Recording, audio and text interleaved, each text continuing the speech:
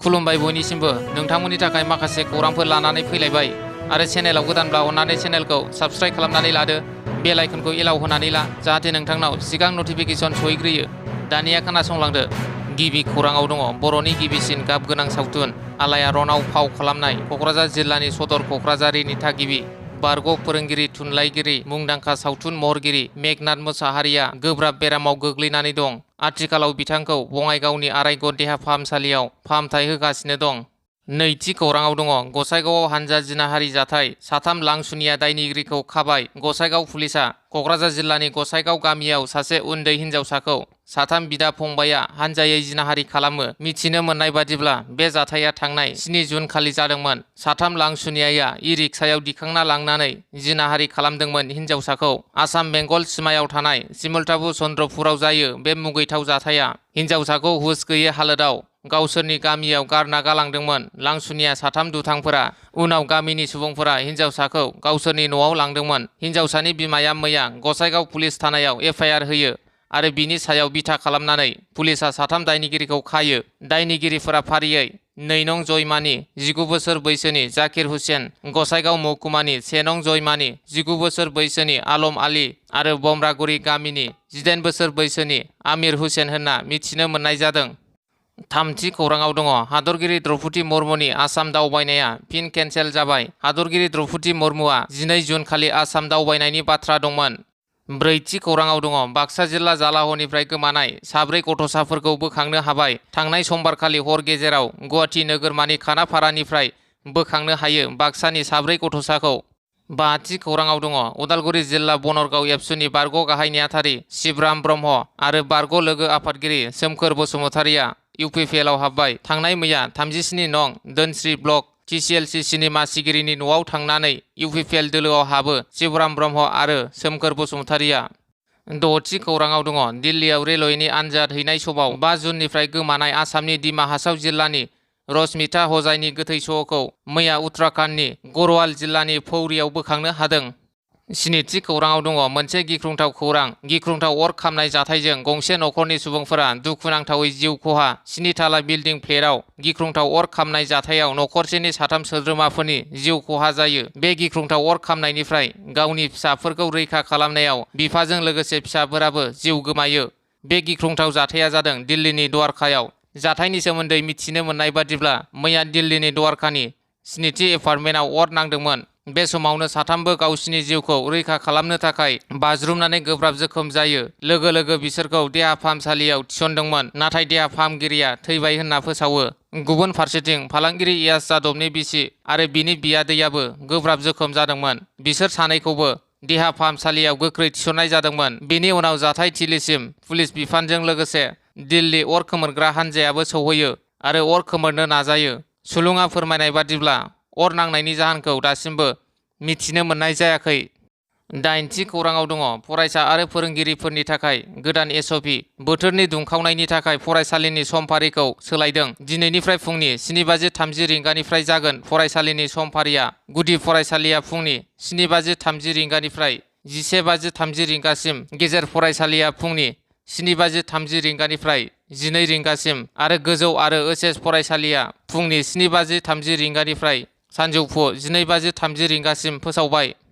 9थि खौराङाव दङ 8 नं दतमा बियाबनि ब्लक इउ.पि.पि.एल. दोलोनि रांगिरि मनज नार्जारिया गावनि रां खरसा खालामनानै रामफलबिल VCDCनि सिङाव थानाय निजोमगुरि गामिनि थागिबि रायजो राजाफोरनो हान्था मेलानि सुबिदानि थाखाय लामा आरो कालभार्ट खालामनानै होदों। 10थि खौराङाव दङ गसाइगावनि खासियाबारियाव BJP दोलोनि जयनिं हाबाफारि। फैगौ BTC बिसायख'थियाव गुबुन गुबुन बियाबफोरजों लोगोसे जुमदुवार बियाबावबो BJP दोलोआ बिजाथि फसंगोनखौ नोजोर लाखिनानै जुमदुवार मण्डल BJP दोलोआ गोख्रों खामानि मावगासिनो दङ। बेबायदिनो मैयाबो क'क्राझार जिल्ला BJP दोलोनि नेहाथारि राहुल नार्जारिनि दैदेननायाव आरो जुमदुवार मण्डल BJP दोलोनि बानजायनायाव जुमदुवार मण्डल BJPनि मावखुलियाव मोनसे जयनिं हाबाफारि जानानै थाङो। बे जयनिं हाबाफारियाव गुबुन गुबुन दोलोनिफ्राय गासै 100निबो बांसिन रायजो राजाफोरा BJP दोलोखौ मोजां मोननानै जयनिं जाफैयो।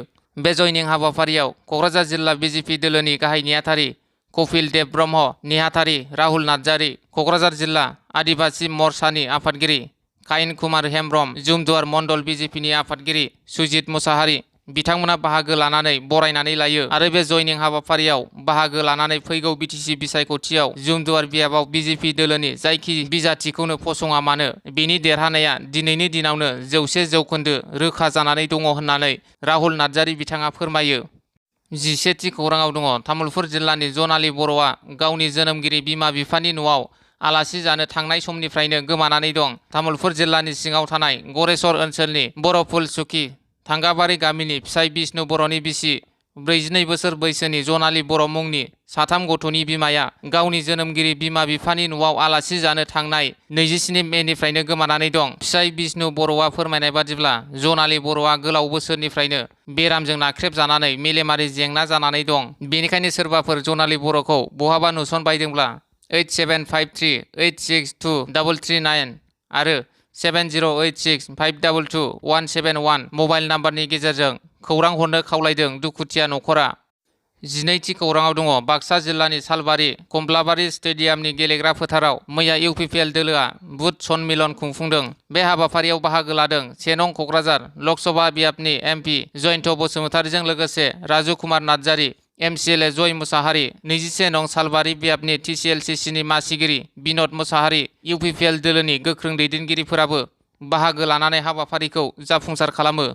13थि खौराङाव दङ हाग्रामा महिलारिया 17 बोसोर खुंथाय गोहोआव थानाय समाव आरो दा 4 बोसोर एमसिएलए जानानै थानाय समाव गावनि बियाबनि गामिफोराव नायगिदिंहैयाखै जानो हागौ होनना इउपिपिएल मिडिया सेलनि कनभेनर अशक गयारिया बुंदों। मैया 10 नं देबोरगाव बियाबनि बेन्दोंआव थानाय हलथुगाव प्राइमारि आरो मावरिया गाव प्राइमारिनि माखासे गामिफोरनि बेरामि सुबुंफोर आरो खैफोदाव गोग्लैना थानांनाय नखरफोरनो गावनि फारसेनिफ्राय हानायसेबां अनसुंथाइ राननानै होदों क'क्राझार जिल्ला इउपिपिएल मिडिया सेलनि कनभेनर अशक गयारिया।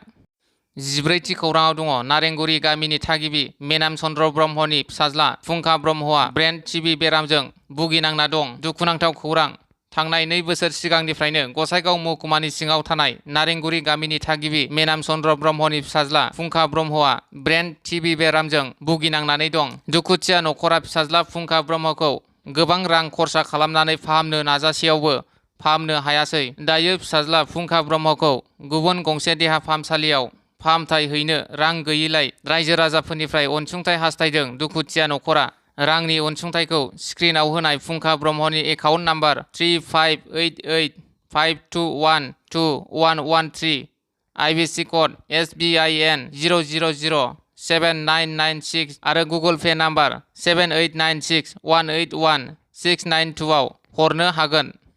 15थि खौराङाव दङ सिलचर जिल्लानि काछार पुलिसा सेबनानै 45 कौटि रां बेसेननि 1.5 लाख याबा टेब्लेट हमनो हादों। गंसे ट्राकआव संग्रा गेसनि टेंकि सिङाव सोनानै लाबोनाय समाव याबा टेब्लेटखौ हमनो हायो। याबा टेब्लेट लाबोनायजों लोब्बा थानाय दायाव 4 सुबुंखौ काछार पुलिसा हमनो हादों।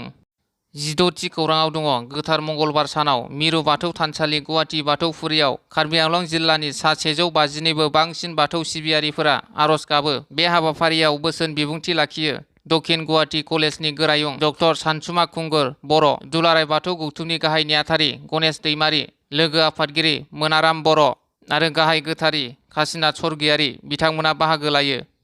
17थि खौराङाव दङ गरेस्वर काउरबाहा खोन्दो गुदि सावस्रि मिरुआव दुंहाव थासारि। सावस्रि मिरुआव डाक्टार गैयिनि जाहोनाव सासे 30 बोसोर बैसोनि नुरुल हक मुंनि सेंग्रानि जिउ खहा। काउरबाहा खोन्दो सावस्रि मिरुआव डाक्टार कर्मचारिनि नुजाथिनाया सानफ्रोमबो नङैनि अजद। जायगानि रायजो राजाफोरनि बे मिरुआव खोमसिनाय लोगो लोगोनो खावसे कर्मचारिफोरनि जौनि आड्डा जायो होनना अजद रायजोफोरनि। सावस्रि मिरुआव जिल्ला बेंगिरिया नुजाथिना रायजोनि दाबिखौ गनायना लाजासिम गोथै सहखौ न'सिम लाङैनि हुमखि। डाक्टार कर्मचारिफोरखौ साख्रिनिफ्राय होखारनो दाबि रायजोफोरनि। 18थि खौराङाव दङ बिपिएफ दोलोनि आगदा आगसि थानाय दैदेनगिरिफोरा दोलो नागारनानै गुबुन गुबुन दोलोफोरावसो हाबगासिनो दङ होनना 1 नं क'क्राझार लकसभानि एमपि जयन्त बसुमतारीया बुङो। बाक्सा जिल्ला सालबारि महकुमानि बेन्दोंआव थानाय सालबारि कमलाबारि स्टेडियाम गेलेग्रा फोथाराव इउपिपिएल दोलोनि बुथ सन्मिलन खुंफुंदों। बे हाबाफारियाव बाहागो लायो 1 नं क'क्राझार लकसभानि एमपि जयन्त बसुमतारी, राजु कुमार नार्जारी, 21 नं सालबारि बियाबनि MCLA जय मोसाहारि, 21 नं सालबारि बियाबनि TCLCC मासिगिरि बिनद मोसाहारि, UPPL दोलोनि गोख्रों दैदेनगिरि बिथांमोना बाहागो लानानै हाबाफारिखौ गाजा गोमजायै जाफुंसार खालामो। फैबाय थानाय BTC बिसायख'थियाव मोन 40 बियाबफोरखौ लानानै गोबां मासि आवग्रिनो हागोन होननानै फोरमायथिदों। 1 नं क'क्राझार लक सभानि MP जयन्त बसुमतारिया